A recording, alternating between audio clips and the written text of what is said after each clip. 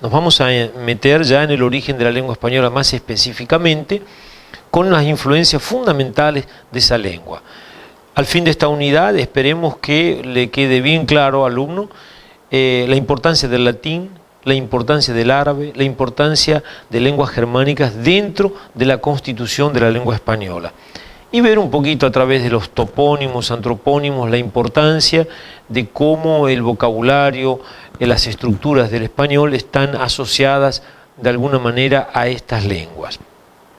La sección 1 de nuestro trabajo, vamos a comenzar hablando de la invasión romana.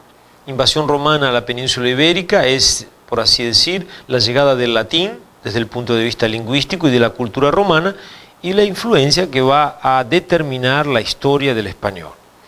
Bien, la invasión acontece más o menos en el siglo III a.C., esa dominación va a durar hasta el siglo I después de Cristo. Hay 3 etapas claras dentro de ese proceso de invasión romana.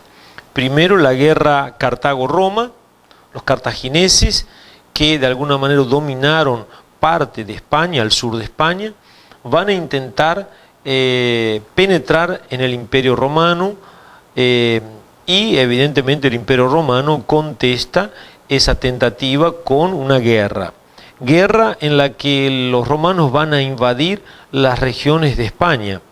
Si bien el litigio había comenzado en el sur de Francia, los romanos van a ir a las colonias españolas y van a derrotar a los cartagineses.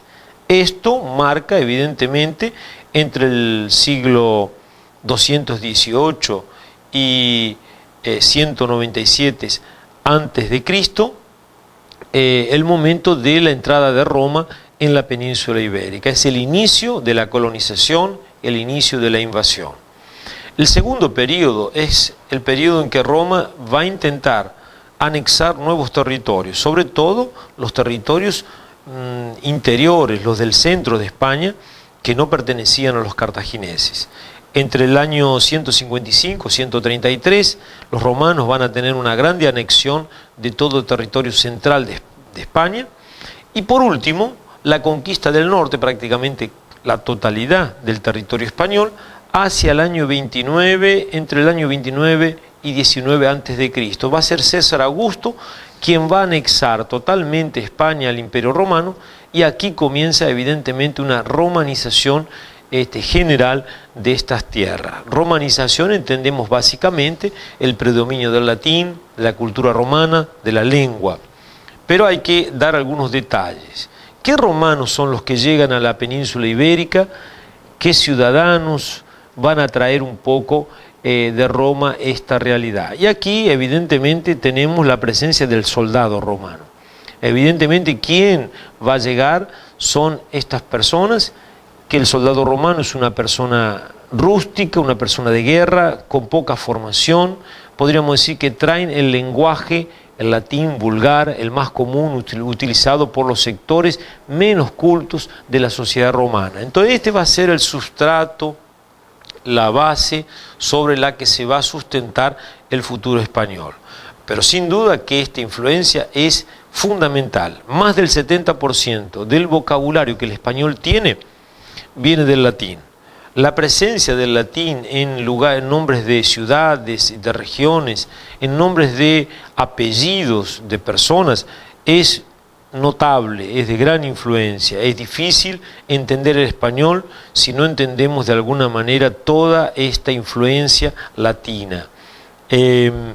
Además de esas realidades tenemos otras que derivaron directamente de este periodo. El nombre de los meses, el nombre de los días, evidentemente son muestras así de cómo Roma penetró profundamente en la cultura y en la lengua española. Claro que con la caída del Imperio Romano comienza un proceso de deterioración de un latín que ya es un latín deteriorado, es un latín vulgar, hablado por soldados, por gente rústica, y evidentemente con la ausencia de los romanos comienza un proceso de desintegración lingüística también. Y ahí comienzan a surgir lenguas intermedias, regionales, diferentes dialectos que combinan diferentes elementos lingüísticos. Entonces nace el romance. El romance evidentemente son esas lenguas derivadas, esas formas de hablar que nacen de la influencia romana.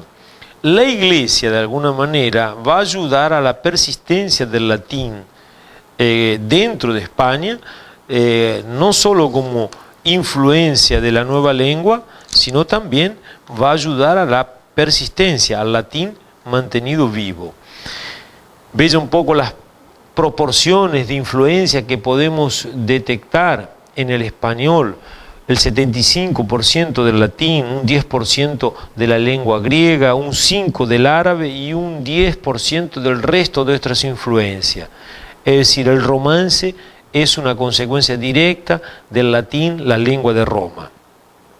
La segunda sección, vamos a trabajar la invasión germánica.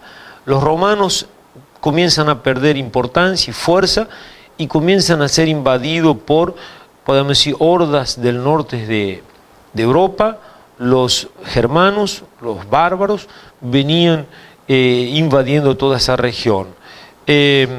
Vamos a decir, estos pueblos son pueblos que vienen de las familias indoeuropeas, que traen sus propias lenguas como el inglés, el alemán, el neerlandés, lenguas escandinavas, que son de las familias indoeuropeas, hablaban esta gente, y que van a traer evidentemente también influencias, y combinadas con el latín van a ir surgiendo esas lenguas romances. Se establecieron en el centro y en el norte de Europa en los siglos I y II a.C. ¿Qué pueblos son estos? Los godos, los vándalos, los burgundios, los suevos, los francos. Con la debilitación del Imperio Romano, estos pueblos comienzan a invadir y llegan a España y evidentemente penetran en la península ibérica en el siglo V más o menos después de Cristo. Los vándalos, los alanos y los suevos son los tres grupos bárbaros que más invaden y se van a localizar. Los suevos en Galicia y Asturias, los alanos en Lusitania y Levante y los vándalos en Andalucía. Dura poco este periodo. Vamos a decir que los bárbaros son pueblos que no tienen una gran cultura organizativa, no son comunidades muy organizadas y evidentemente van a ceder rápidamente a otros pueblos que vienen con mayor fuerza. Ahí comenzamos a hablar de los visigodos. Los visigodos sí será un pueblo que va a marcar notablemente España. Llegaron también en el siglo V, 415 después de Cristo, y se establecieron en la capital. El centro regional va a ser Toledo. Toledo va a ser la capital de los visigodos y tiene una particularidad los visigodos. No imponían sus costumbres. Sucedía que ellos muchas veces asimilaban las costumbres de aquellos pueblos que invadían. Entonces surge algo interesante. Los visigodos van a ser influenciados fuertemente por las costumbres bárbaras, por las costumbres de los pueblos que estaban ahí, incluso por los vestigios del Imperio Romano. Y por último, la invasión árabe. Hacia el 711, siglo VIII después de Cristo, los árabes invaden España. Esta influencia va a ser determinante también y podríamos decir que va a marcar la lengua española. El rey Rodrigo, un rey visigodo, es derrotado por los musulmanes y hacia el año 800 hasta 1492 y 800 años de invasión árabe. La ocupación toma las ciudades de Córdoba y Granada en el sur, serán dos claves musulmanas. La conquista por los árabes no fue una conquista muy guerrera, fue relativamente fácil la toma del poder en la península ibérica. Vamos a ver un poco que ellos toman todo el sur y España está dividida así, en el norte cristiana y en el sur musulmana. Muchos de los problemas que el imperio musulmán va a tener va a ser las luchas internas hasta la llegada de Al-Rahman III al poder, que unifica los reinos y inaugura un tiempo de auge, de apogeo, donde evidentemente anexará grande parte del territorio. No obstante, los musulmanes nunca llegarán a dominar totalmente el norte, que que va a ser foco de resistencia y el inicio de una reconquista española. Vamos a decir que en 1492 finalmente es derrotado el reino nazarí de Granada y evidentemente España se unifica y queda totalmente cristiana. Pero aunque consigue derrotar a los árabes desde el punto de vista militar, la cultura, la lengua, el conocimiento que los árabes tenían van a marcar definitivamente la cultura y la lengua españolas. Los árabes influenciaron mucho, se calculan que hay más de 4000 vocablos que pertenecen a la lengua árabe y que son parte del léxico de la lengua española. Entonces vemos en este proceso la presencia árabe que será marcante en todo, digamos, en toda la realidad e identidad de la lengua española. Conclusión de todo esto: la identidad española se va formando con el influjo de romanos, germanos o bárbaros y árabes. La importancia de estas tres influencias es determinante para entender el español, su realidad, sus palabras, sus estructuras, etc. La identidad española estará determinada para siempre por estos elementos, estas fases históricas. Hasta aquí entonces dejamos este segundo momento de la historia de la lengua española.